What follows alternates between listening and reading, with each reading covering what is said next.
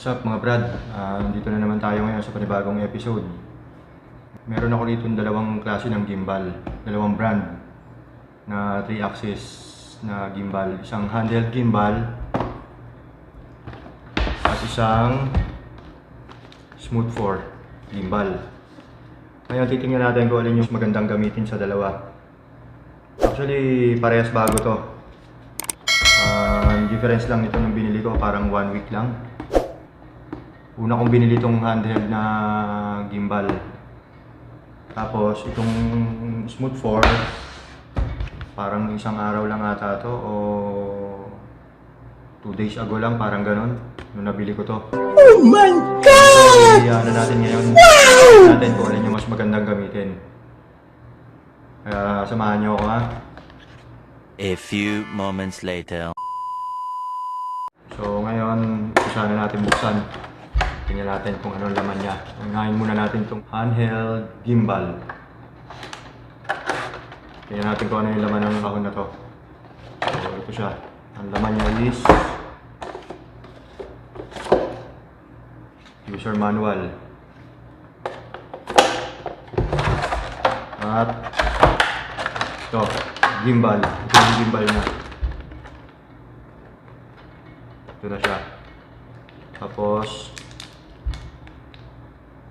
USB na charger. May kasama siyang USB charger. So check natin ngayon kung maganda ba ito gamitin o hindi. Actually, nung ginagamit ko to, okay naman siya. Maganda naman siya kung sa maganda. Pero may features kasi ng gimbal ako na hinahanap na wala dito sa unit na to. Wala rito. Kaya naobliga akong magpalit, bumili ng bago. So testingin natin kung maganda gamitin ba to. Few inches later. After nyan, kailangan ibabalance mo siya.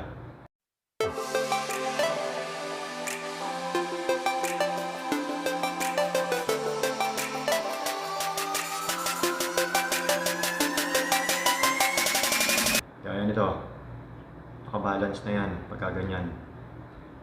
So may lock siya ito. Lalak mo muna siya para then makikita mo rito itong button na to, ito yung power button niya. Nag long press ka, power on. Yan, naka power on na yan. So may joystick din siya oh. Itong joystick na to ginagamit yan kung gusto mo i-tilt yung camera niya ng up, down, going to left, going to right. Bali, ito yung joystick niya. Ito yung magko-control. Then, kung gusto mo naman na halimbawa na magpi-picture ka or mag-video, ito yung button na pipindutin mo naman. Yung camera na logo na yan. So, medyo hindi makifocus. Itong tatlo na to. Pag nakataas siya, ibig sabihin lock. Nakalock yan. Tapos ito, naka-semi. Pag ganyan, kumbaga, gumagalaw pa rin siya. Sumusunod siya. Gumagalaw pa siya, oh. Mabagal na nga lang siya. Pero pag ito, yung sa pinakambaba niya naman, ito na sa pinakambabang switch na yan, pag pinainala mo siya na sagad na dyan sa baba, papansin mo itong gimbal na to, gumagalaw na siya, oh. Pero once na pinindot mo siya, sinagad mo siya doon sa pinakantaas, automatic yan, nakalock siya.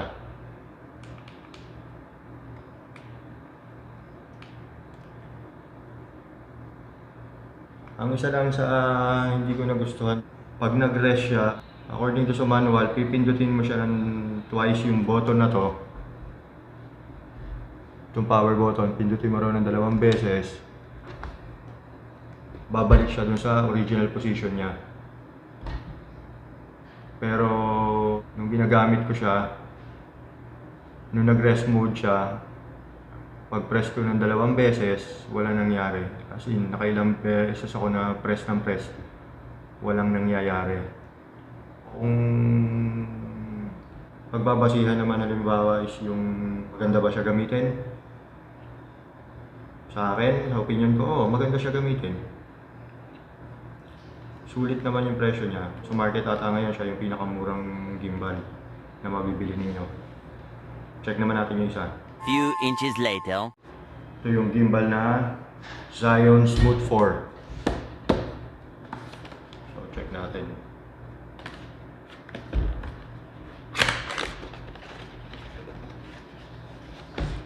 By the way nga pala, ang case nga pala nitong 3-axis na handheld gimbal is ito lang.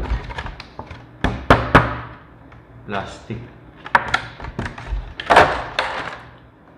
Kaya 100% pag nasa kahon siya, nalaglag yung gimbal na yan,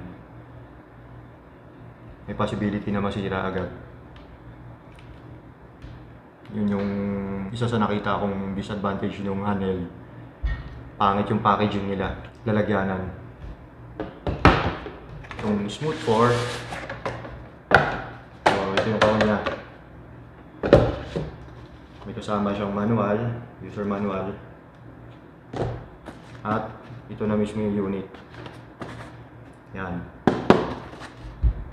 Yung case niya, styro, pero ibang klase na styro siya, yung matigas. Matigas yung material ng pagka-styro niya. At ito na siya. Yan. Ito na mismo yung unit. May kasama siyang USB Type-C na charger cable.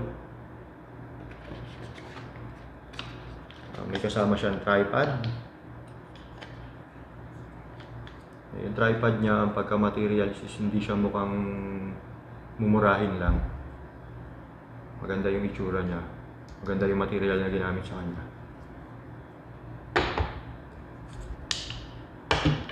At ito na mismo yung unit. Yan. Ito na yung unit. Number 1. Compare dito sa handheld, mas mabigat itong Zion. Tapos sa button, sa features, makikita nyo naman sa button, mas marami siyang features, ibig sabihin dahil mas marami yung buttons niya. At meron pa siyang knob. Nung tinesting ko siya na gamitin, nung pagkabili ko sa kanya, itong knob na to, ito yung zoom in, zoom out. Habang nag-video ka, gusto mo mag-zoom in, gusto mo mag-zoom out, ito yun. Ito yung knob na ginagamit. Tapos may makikita rin kayo na lock.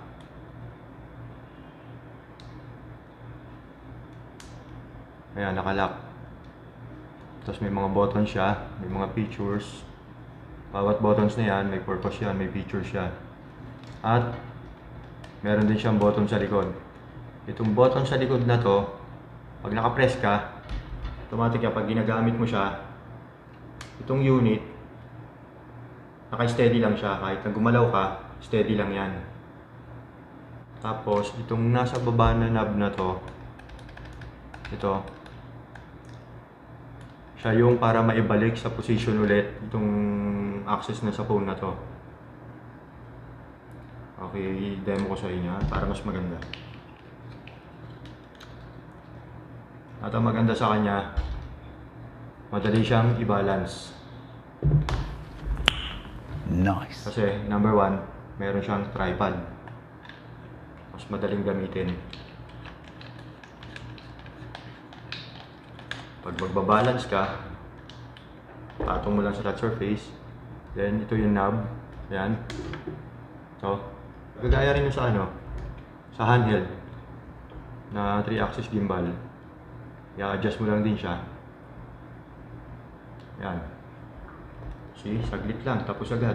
Pantay na agad siya. Pantay na agad.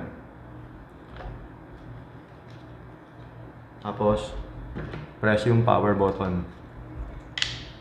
Ito. Power button. Pag press mo siya, press. Long press din. Yan. mas komportable siya gamitin. Sabi nung iba na gumamit na nitong ganitong unit, mabigat daw siya. Pero sa akin naman, medyo okay naman siya. Hindi naman siya ganun kabigat. Kasi kahit pa paano malaki naman kasi yung kamay ko rin eh. Yan, yung sinasabi ko sa inyo, itong knob na to, yung sa baba, for example yan, hindi siya nakaposition. So, pe-press ko to, babalik siya sa normal position niya. Ayun. Tapos, itong button lock na to, paglagay ko sa lock, yan, nasa lock siya ngayon. As in, kahit galaw-galawin ko yan,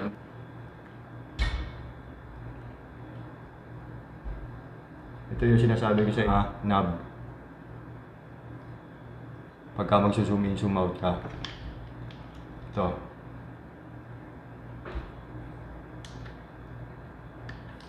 Ang nakita ko naman na disadvantage nito, since wala siyang joystick, ang nangyayari is, for example, like yan, ititilt mo siya ulit, manual. Ima-manual mo siya, hindi kagaya nitong handheld gimbal, may joystick siya. Hindi ka mahihirapan. Tsaka once na i-press mo na yung power button ng 2 beses, kusa siyang bumabalik sa original position niya. At ang advantage din naman ng unit na to, itong Zion na to, ang advantage nito, check ko na rin kasi yung apps nito. Actually, naka-download na yung apps nito sa cellphone ko. Ginagamit ko na siya. Marami siyang features doon. Halimbawa sa video, pwede ka mag-ano ng 4K resolution. Yun yung isa sa maganda sa kanya. At saka mas mukhang professional yung datingan nitong unit na to. Yeah, boy. Malaki nga lang siya. Pero maganda naman siya gamitin. Nagamit ko na to ilang beses na. Hindi ko pa nga lang, kumbaga na-testing ko siya pero hindi ko pa siya nagagamit na for filming. Hopefully, itong dadating na mga araw magagamit ko siya kasi may pupuntahan kami na lugar. Yun yung abangan nyo, maganda yun. Maganda yung lugar na pupuntahan namin. Actually, nasa Bible siya. Yung area na yun is dinaanan ni Moises. At yung dagat na hinati niya, dun din yun. Kaya abangan nyo yun. So, maganda to. Kaso nga lang, pag maliit na tao ang gagamit, parang mangangalay agad kasi medyo bukod sa malaki, pagsabi ko nga, pag maliit na tao, mabigat. Mabigat para sa kanya tong unit na to. Nakakangalay. At saka isa pa, yung hawakan niya, yung handle, bulky. Bulky siya tingnan, unlike dito. Tingnan nyo yung difference niya. Kita mo na agad yung difference, yung lapad. Sa handle niya, maliit lang hawakan, magaan. Kaya bagay ito sa yung mga tao na maliliit yung kamay, magigrip nila na maayos to. Tsaka once na nakasetup na to, hindi siya ganun kabigat na unlike nito sa Zion. Itong Smooth 4 na to, mabigat. Kung pipiliin ako dito sa dalawa, siyempre mas gusto ko to. Tsaka dito sa Zion, makikita ninyo kung gaano pang karami yung charge ng unit ninyo, yung battery. Ito kasi puno pa to, halos ka-charge ko lang nito eh. Tsaka maraming effects ka na pwedeng gawin dito sa Zion na wala rito sa handheld. Handheld kasi itong handheld na to, para sa akin matatawag ko na basic na gimbal lang to. Kasi ang purpose lang talaga niya, stabilize yung video mo para hindi siya shaky. Tapos up, down, left and right. Kumbaga yung tilt niya up and down, left and right. Yun lang. Tapos yung lock niya. Ang naging maganda nga lang talaga sa kanya rito is ito, yung joystick. Itong joystick lang na to. Pero for the beginners, maganda na to. Okay itong unit na to. Pero kung medyo gusto nyo na mas ma-enjoy nyo yung filmmaking, mas maganda itong Zion Smooth 4. Price, mas mahal itong Zion. Malaki yung difference niya pagdating sa price. Materials, hindi siya chip tingnan na plastic. Metal din yung rotor niya. At ang isa pang maganda rito, may lock siya. Nakita ko sa inyo. Gusto nyong naka-standby mode lang siya. Ganyan nyo lang siya automatic, naka-standby mode na yan. Tanggalin nyo lang doon sa pinakang ano niya, lock niya. Good to go na uli kayo, pwede na uli kayo mag-filming. Yun yung isa sa advantage nito. Unlike dito, walang ganun. Saka ito, pagka once na ibinalik mo na siya sa ganitong posisyon,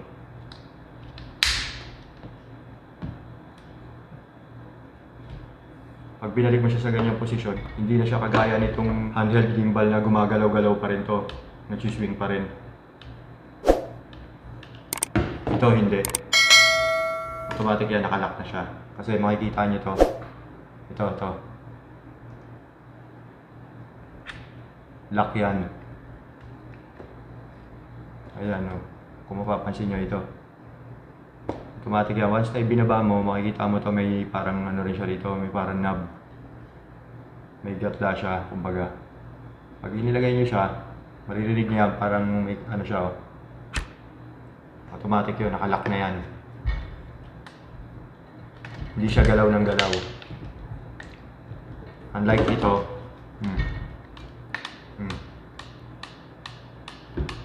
ito hindi. Yung pan-third axis niya, gumagalaw.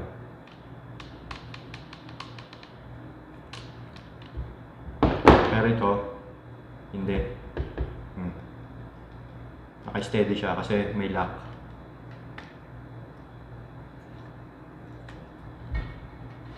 Kaya kung halimbawa gusto nyong mas maganda yung maging output nung filmmaking nyo o yung pag-video ninyo, try nyo to. Try nyo yung itong Zion Smooth 4. Maganda siya gamitin. At ang isa pang advantage niya, habang ginagamit nyo si unit, pwede kayo mag-charge ng phone nyo. Kung mapapansin nyo rito, ito. Yung charging pin. Itong slot ng charging pin na to, para sa cellphone. Habang ginagamit niya siya, pwede nyo isaksak dito. At the same time, nagcha-charge na siya. Isa pang maganda rito, yung continuous na ginagamit niya siya tuloy-tuloy. 12 hours. As in, tuloy-tuloy na walang tigil yun ha. Hindi kayo nagpo-pause, hindi kayo nag-standby mode. Kasi yung tuloy-tuloy na filming. 12 hours. 12 hours yung siyang gagamitin. Nice. Diba? Mas maganda siyang gamitin lalo na pagka nagta-travel kayo. Pero syempre wala naman filming ng inaabot ng 12 hours na tuloy-tuloy, diba? Kumbaga pinapakita lang ni Zion na capability ng battery niya is ganun kahaba, ganun katagal. Ganun katagal mo siya gagamitin. Kung halimbawa nagpaplano kayong bumili ng gimbal, check nyo yung ibang vlogger, makikita ninyo na maganda talaga siya. Maganda siya gamitin. So, gaya na sinabi ko kanina, abangan ninyo yung susunod na magiging vlog ko. Makikita nyo rin dun yung yung dagat na hinati ni Moises. Nasa Bible yun, di ba? Abangan nyo na lang yung mga susunod na video ko. Ito na yung gamit ko. Ito na, itong Zion Smooth 4. Ito. Yan, makita nyo. Zion Smooth 4. So, paano mga brad? Hanggang dito na lang muna. Kita-kita na lang ulit tayo sa susunod.